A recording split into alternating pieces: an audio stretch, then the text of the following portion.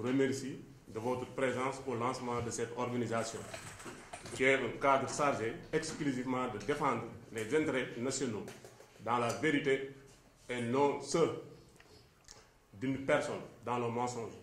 Notre engagement auprès de Macky Sall est sincère et date avant 2012.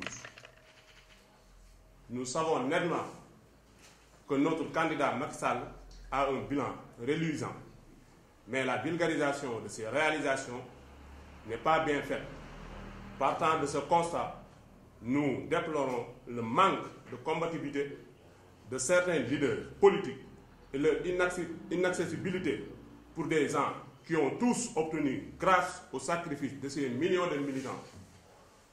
Nous demandons à ces camarades de quitter leur bureau et maison climatisée pour occuper le terrain politique qui est pourtant favorable à notre candidat.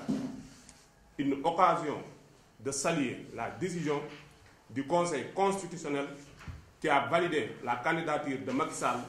Nous demandons aux partisans de Khalifa Sall et de Karim Wade de cesser cette violence qui, à nos yeux, est inutile.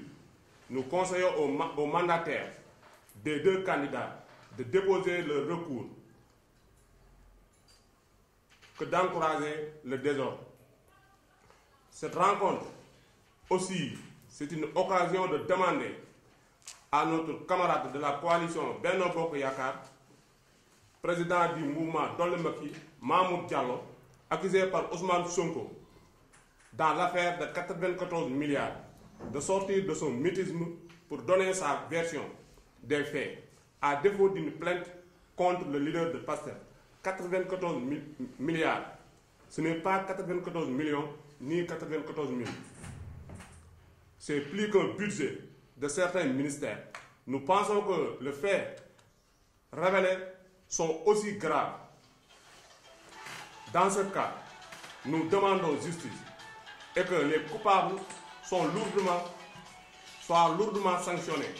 Le président Macky Sall, que nous soutenons depuis 2008, a toujours prôné pour la bonne gouvernance.